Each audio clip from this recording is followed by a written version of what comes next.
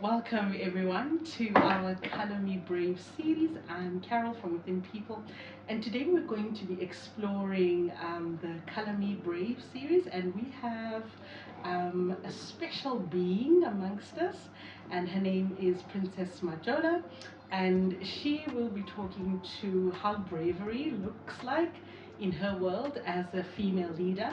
And you do know we are running the campaign, this campaign in the month of August to really celebrate the diverse experiences of women in the workplace. So, Princess, thank you very much for joining us. Welcome to the space. Thank you, and thank you for giving me this platform. I appreciate it. Definitely. I think when I think about a lot of women that I've worked with, you came to mind, and we'll get into a bit more of that in the story. But you really embody bravery for me, or sometimes it's known as courage. It shows up in many different ways, and as a woman of color, more so, I found that we are always asked to reach very deeply within ourselves for the courage to show up every day, the courage to step forward. And as a woman in general, so much bravery is required of us in these spaces. So I'd really love to hear how you are leading with bravery. But before we do that, I like your name. And I did like this whole Zulu translation thing, and I'm like, Nkosazana, princess. And I also know you go by the name Gugu. Yes. Gugu later. And I'm thinking, this precious princess, how does your name, the power of your own name, really help you to step into these spaces with such courage? Wow. I think I only started as I grow older. In my working environment, the power of the meaning of my name, and I think as I was growing up, it was just my name is Princess Gugu. Like there was nothing really, just brought a meaning to it. But I've also realized that people will always say, "Your name is Princess. Oh, you're the queen." Then I realized it's always make people say something extra all the time when I introduce myself as Princess. And I started to say, actually, I need to own this. Let me own this. Princess, it actually means something very royal. So let me just live the royal life. And I believe that I'm living the royal life. Huh? And I feel that it just gives me that identity of who I am. I love my name. You interpret in your own way.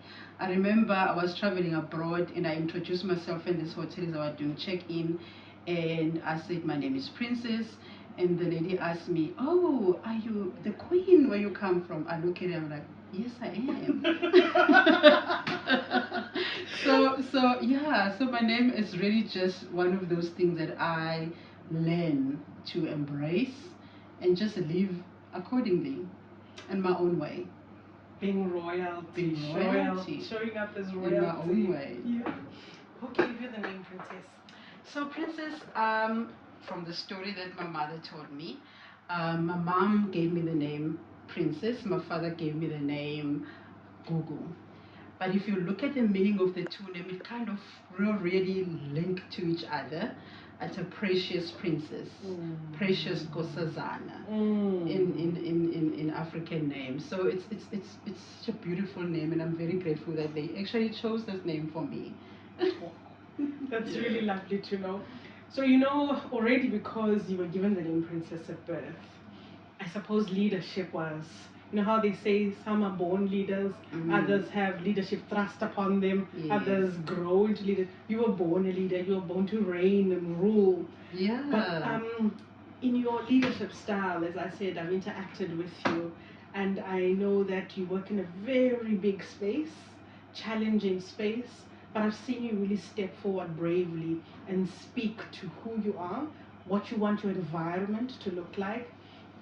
How does this ability to accept that you lead and lead in a way that you were born to do, how do you do that every day? Sure. It's difficult to just say how, but I think I always make sure that I show up as who I am. And maybe to draw from the name Princess, that who I am. And I think You know, sometimes when you give a name to your child at birth, you don't realize what are you creating.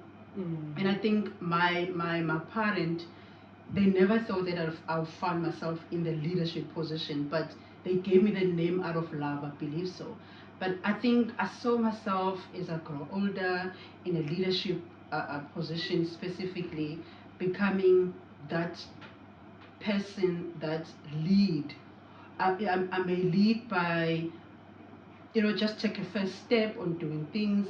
Um, but I just believe that leadership comes very natural to me without even realizing, because I don't have a specific fact that I say this is actually what means to me. I just show up, I lead people, I care, and I think doing things and lead by example, and people just see leadership in me, and also find myself in the leadership role. It's just make my life so easier. So I actually do not have something that I say to you, it's actually, this is. But I found leadership is you lead people the way you want to be led. So I would also like to be led the way I lead people, caring.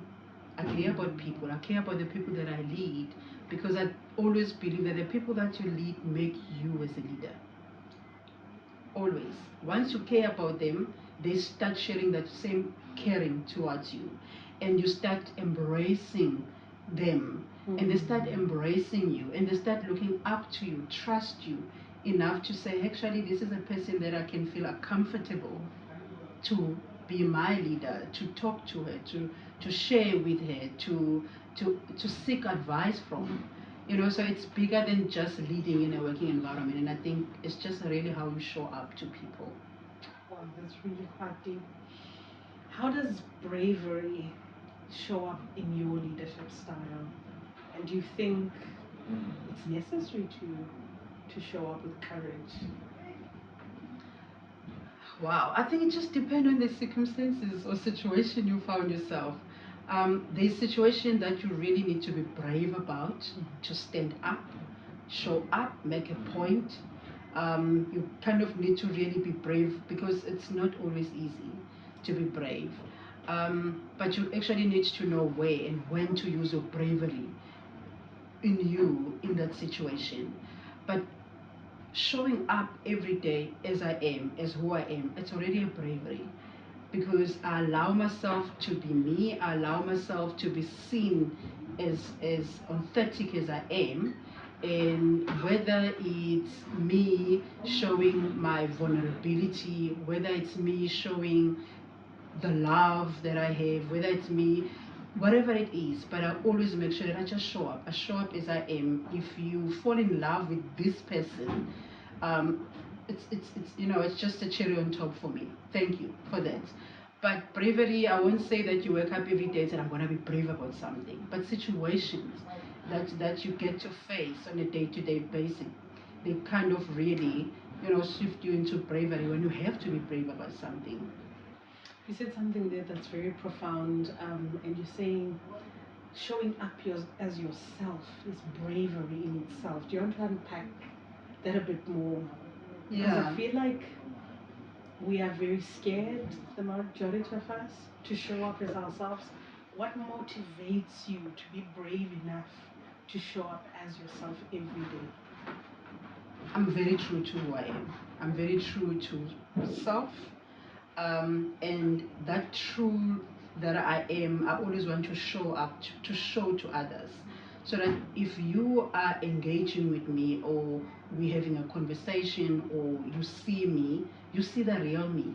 You see this person as I am. And that is brave, because not everybody is comfortable to be who I am, or who you are, or just show as they are. You forever need to want to fit in, or you forever want to be part of the group, because you don't want to be seen as you don't fit in. If I don't fit in, I don't fit in. It's okay. Maybe that's not the group that I should fit with. But that's already being brave. You see me, it is me. The way I speak, the way my pronunciation is, it's me. With makeup or not makeup, it's me. whether I'm glamorously dressed or I'm not, this is me. I'm brave enough to not shy away of being who I am.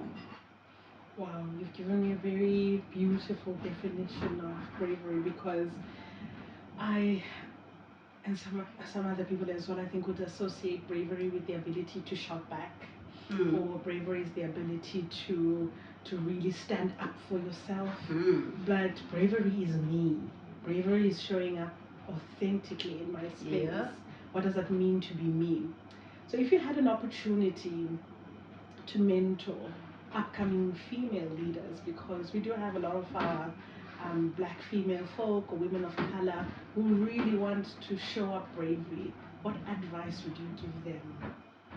I actually do have few young ladies that mentor Okay. or even coach.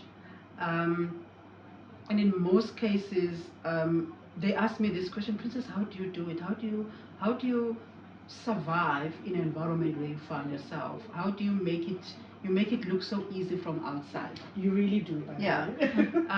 And I always say to them, it actually is easy. I don't make it look easy. It is easy. And for me, easy means I don't have to fake who I am. I don't have to try and be another male. I'm female. I'm feminine. It's something that I embrace, because this is who I am. Whether I fit in a group of dominantly male, I walk in there unapologetically so, as female, and I make sure that my presence is also felt, that my voice is heard in that environment. So that's what I always say to them. It's important that you are comfortable with who you are. First, you are comfortable that you're different than others, and that different makes you unique. That's your uniqueness. There's no one that's got your same DNA as you are. This is you. So make that environment work for you. It's not like it looks easy. It is easy. And yes, it comes with its own challenges. But if you're going to focus on not being who you are, you're going to make it more difficult for yourself. What life experiences, if you're open to share some of those, have really shaped this unapologetic, courageous woman who's also willing to step into femininity? Because there's a belief that being female and showing up as female in the workplace is not a great thing. The more you embody male attributes, the more of a better leader you are. I disagree. I actually disagree. I think if I have to just look at my career path, the journey as a leader, um, it hasn't always been so easy to be as brave or show up as brave and be comfortable, in the mix of male counterparts. Um, I think as I grow older in my leadership, because I've been in a leadership position for as long as I can think. I think it's been 20 years now. Wow. Because from school, my first role, I was in a leadership role. Um, and at that time, you're still new in this leadership. You still want to be seen. You're not sure when to raise your voice. You're not sure how to really fit in.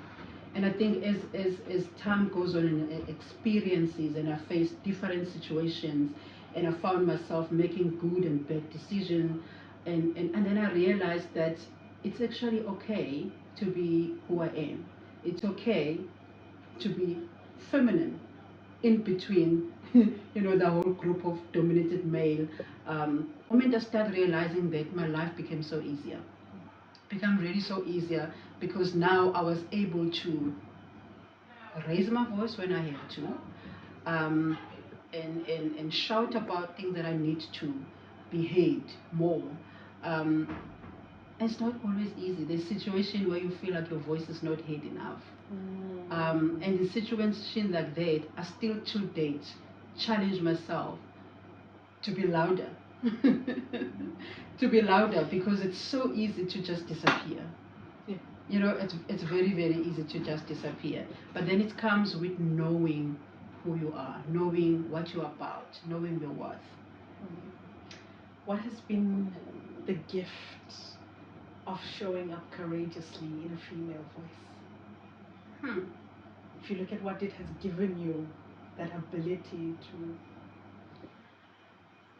Look where I am. let's start from there. Definitely. Look at where I am, and I don't believe that I am where I am currently in my career by luck or by just being female, black female. I believe that uh, uh, my experiences and the ownership of understanding what I'm about, what I have to offer, and has brought me to where I am. Somebody saw that she actually ready for the position where she's at. Um, but then what I also do the most is understanding the society where we find ourselves, is to always make sure that as female, how do I identify myself, or I make sure that everything that I do, if my colleague around me delivered 100%, I want to deliver 120%. Because for me is being real and understanding that as black female in a leadership role, especially where I am, not everybody believe that I deserve to be at it. But for me, it's all about proving every day, not necessarily to those, but to myself, that I deserve to be where I am. I can actually deliver better results than my male counterparts. So, there's those little carols out there with imposter syndrome. When you find yourself in spaces like these and you're like, do I really belong here? What? Yeah. How can we tap into our inner bravery to own those spaces, acknowledge the imposter syndrome, but Yeah. work through it? Yeah. I think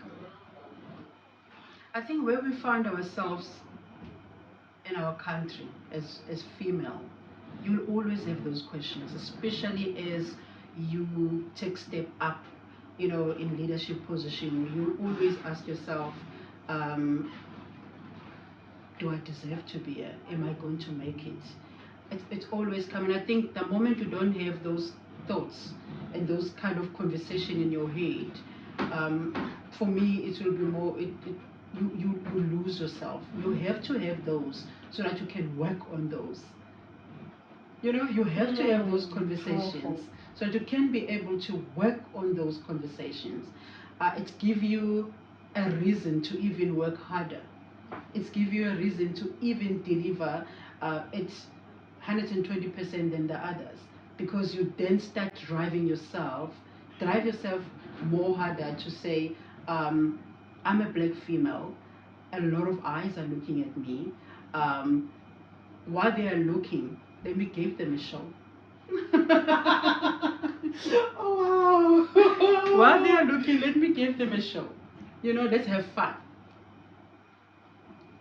And once Yeah. more, you're speaking very bravely, Yeah. because you're saying there, you have to work with the questions and answer the questions. Yeah. And a lot of us, when the questions start coming up, if I look at my own experiences around questions, self-questioning, the minute the question comes up, I run away and I'd hide. And that in itself, Princess, the ability to sit with the question, work with it, address it, and say, you know what? These are the answers to the questions that I've asked. Sometimes not the best answers that you want to get, but you kept working at them consistently. I think it says a lot about you. If that's bravery, then it is. If that's bravery, then it definitely is. I just never thought of it that way. No. It is. No. Princess, I know you've been preparing a lot for this conversation. Is there anything that you feel like, at Carol, in all the notes that I've made, my mental conversations in preparation for this conversation, I really feel like this has to be known. I have to put this out there, and whoever's watching this needs to hear this. Um, I always look at myself as a leader and always think of those who's coming behind me. It's very important for me, especially where I found myself in my workplace. It's important that I always feel like um, there's this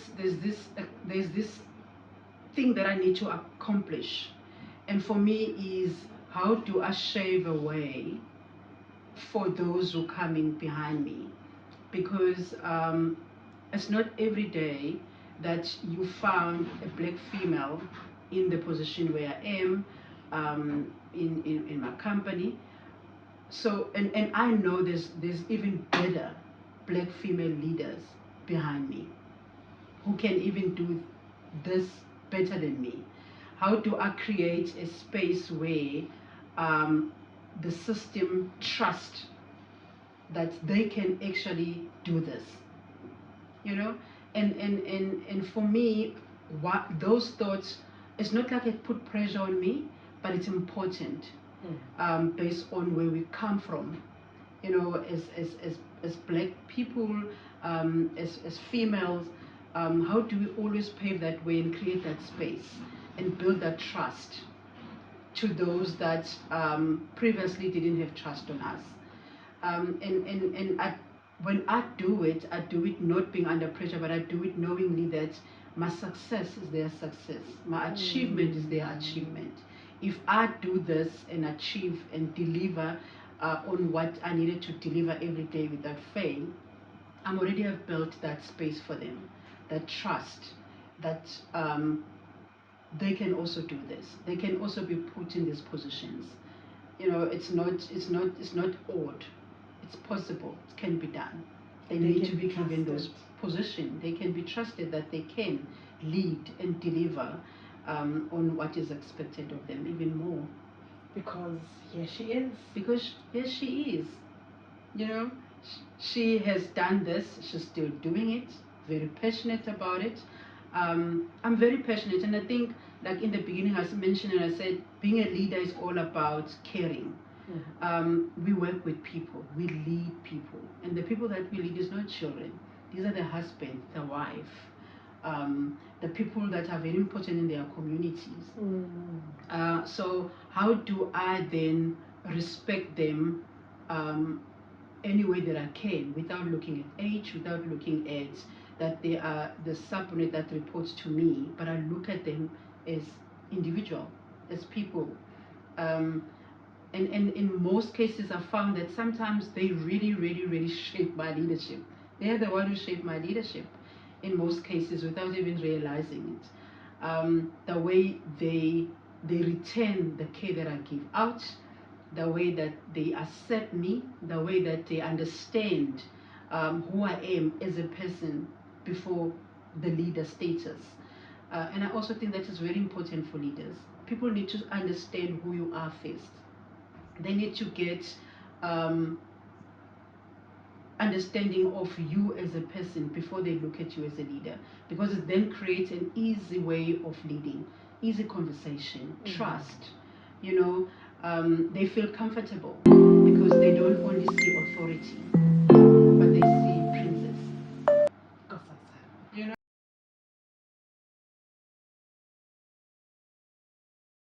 we have this tendency, and I mean, I was one of them. I was also approached from external, and the noise was more about, there's no talent, there's no black talent, we're looking for the black talent. And as I start working in stores, then I'm like, gosh, there is talent. Too much talent. There is talent. Yeah. But somebody is just failing to touch on that talent. There is talent. And why are we going outside and look for talent? But then it's also speak to again about leadership. Some leadership gets very threatened by those talent that are sitting in their system, and hence they make sure that those talent become, they're keeping them there. They are not. They mustn't be seen. And teach them their place. Know your place. You stay there. Don't ask me A, B, C, and D. You know, so there is talent, and this is what I always say every time when we say we're looking for talent, specifically for black talent, specifically for black female talent. I always say it is somewhere there. It's there in those small stores. Somebody need to tap on it. Somebody need to be transparent enough and understand that if you open doors for those, it's an achievement for you as a person. It's not a threat. That person is not going to be a threat to you. Nature comes natural. Caring comes natural. Loving comes natural. And when you lead people, you need to make sure that that is part of your leadership. That is part of your leadership, because the people that you lead, they look so up to, and some of you, they would like to become like you one day. You're their role model. That person, you know, 100%. when I grow up, I want to be. Yes. You actually don't realize that. Yeah. So how do you then nurture that? How do you show care? How do you really build on that dream that that person have? Luckily, they're lucky to have you. Maybe you never have that lucky to have somebody that you look up to, but they're lucky to have you. You are in this position now. Don't be selfish about it. Don't be selfish about it. What you're speaking to is the value of being an inspiring leader. A leader who can actually inspire their people in a way that allows them to sit and say, you know what, when I grow up, if I'm ever to lead anyone, that's the type of leadership that I want to have. And that cascades, you know, and creates a culture, because there's a lot nowadays around toxic female bosses. It's huge, black female bosses for that matter. So it's lovely and refreshing to find women of color who've actually stepped into this place and said, it can be toxic free. I can lead you in a way that will be inspiring for you and those that come after me, and hold space for you in a way that allows you to shine. Yeah, I think it's our job for us that we found ourselves in these positions to really make sure that we build from this. Yeah. You know, somebody gave us a chance. Somebody saw and believed in us.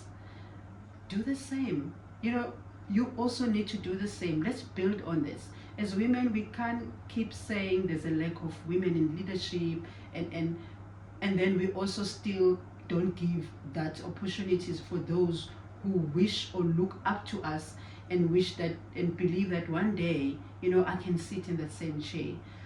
We need to build on those. We need to guide them. We need to nurture them. We need to be their coach. We need to be their mentor. Use that platform. If you're lucky enough to be served that platform, embrace it. And for me, I think I am doing this. I love seeing women succeed. I'm very much passionate about seeing women achieving more, bigger things. I may not achieve as they are, but for me, that little that I feel, that for me is an achievement. I'm happy about it. It makes me happy. Seeing people that you know that I employ that person is at the lower level. Look at her now. It makes you feel good. You have that